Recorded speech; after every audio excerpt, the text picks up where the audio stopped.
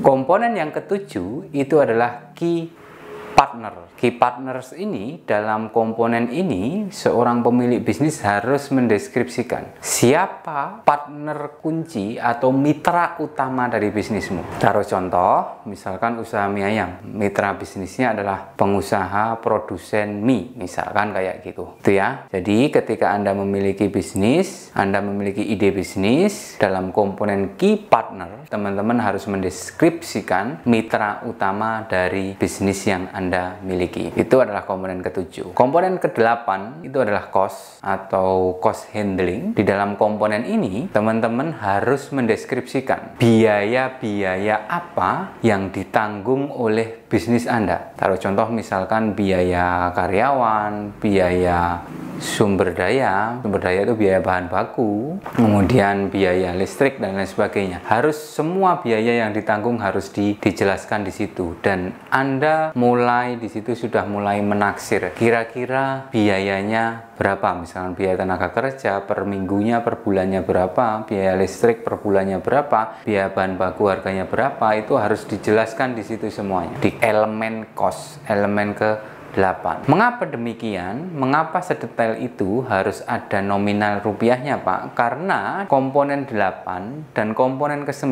nanti berhubungan. Cost ini nanti, biaya-biaya ini nanti, deskripsi biaya ini nanti akan berguna untuk mengisi komponen yang ke-9. Komponen yang ke-9 itu apa? Komponen yang ke-9 adalah revenue stream. Revenue stream atau cash flow, aliran arus kas masuk yang diterima di bisnis yang Anda miliki. Jadi di komponen terakhir, di komponen ke-9 di revenue stream ini, teman-teman sudah mulai bukan hanya mendeskripsikan, tapi Anda mencoba mengestimasi kira-kira pendapatan Anda itu berapa.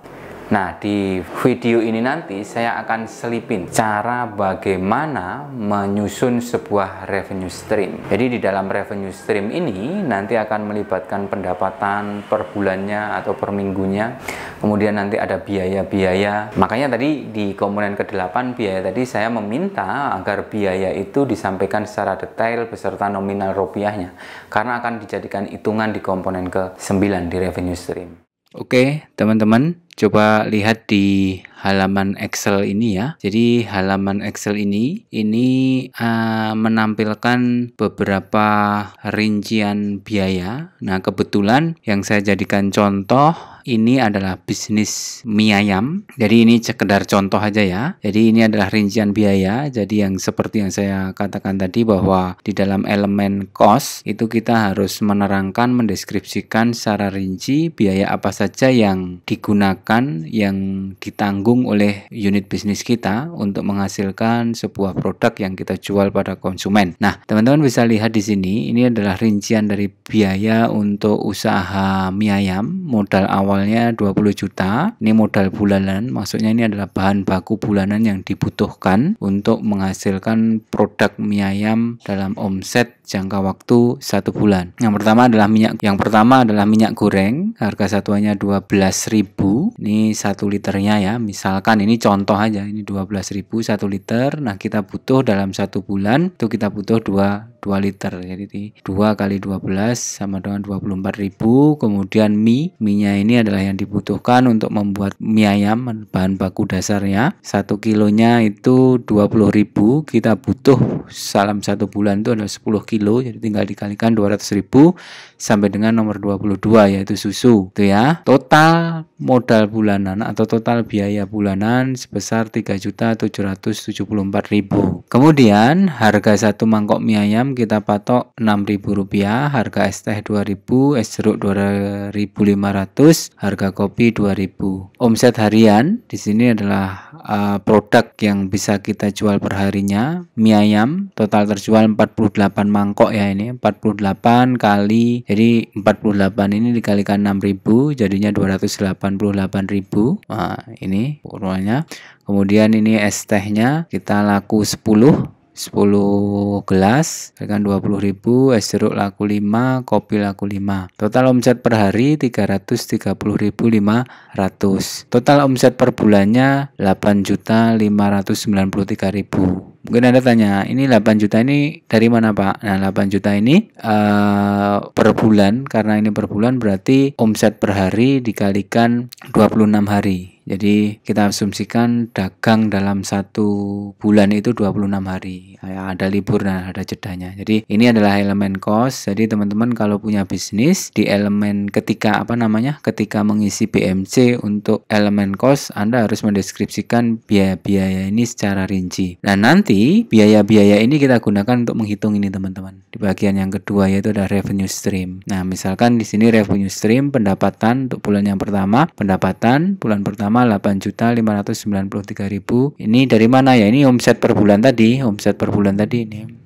per bulannya. Terus sini. Nah, kemudian biaya operasional, 3.774.000. Ini dari mana? Dari modal bulanan tadi. Nah, kemudian laba bersihnya akan kita dapatkan dengan cara mengurangkan pendapatan dengan biaya operasional menjadi 4.819.000. Ini laba bersihnya. Nah, ini adalah cara yang paling mudah untuk menghitung laba bersih, untuk menghitung simulasi dari revenue stream. Nah, untuk ini bulan pertama. Bulan kedua kita asumsikan sama sampai dengan bulan ke-12. Jadi asumsinya ya kita tetap laku 48 mangkok, es teh, es jeruk juga sama dengan bulan pertama. Nah, sampai bulan ke-12 kalau kita total laba bersih kita 57.828. Modal awal kita 20 juta rupiah. Nah, ini masih untung teman-teman. Jadi kan modal awalnya 20 juta, laba bersihnya totalnya 57 juta sekian. Jadi masih ada laba sekitar 30 juta rupiah sekian.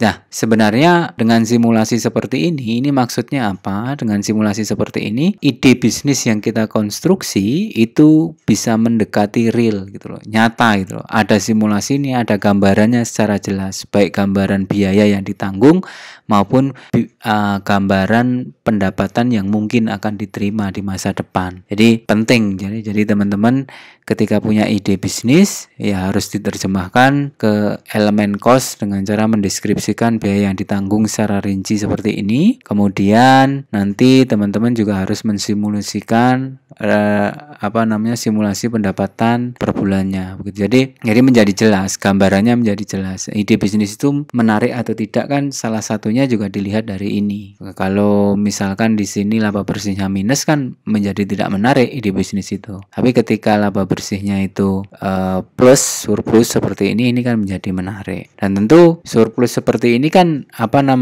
kalau kita lihat kan nggak ngada-ngada juga, karena basisnya adalah sumber biaya-biaya yang deskripsinya secara rinci seperti ini. Dengan asumsi kita bisa menjual 48 mangkok. Oke teman-teman, jadi ini penjelasan mengenai deskripsi cost maupun revenue stream. Jadi ini nanti Excelnya nanti akan saya kirim ke teman-teman. Jadi teman-teman nanti bisa mensimulasikan ide bisnis teman-teman masing-masing. Ya dicoba-cobalah. Kalau misalkan formatnya nggak seperti ini Pak, ya monggo aja, nggak apa-apa. Ya yang penting deskripsi biayanya rinci dan deskripsi revenue streamnya rinci. Oke, begitu teman-teman. Nanti kalau kurang paham silahkan bertanya via grup ya.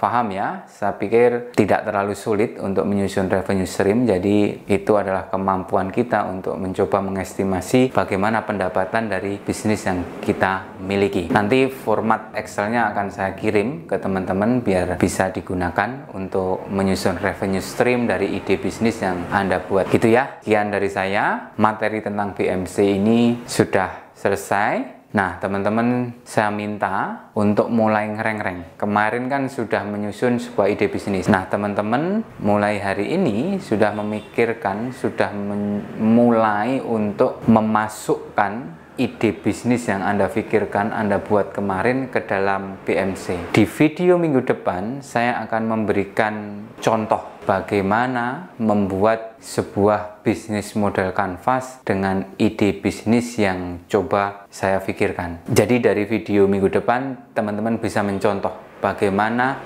membuat sebuah model bisnis dengan menggunakan BMC atas dasar ide-ide bisnis yang Anda kumpulkan di beberapa minggu yang lalu. Oke teman-teman, sekian dari saya.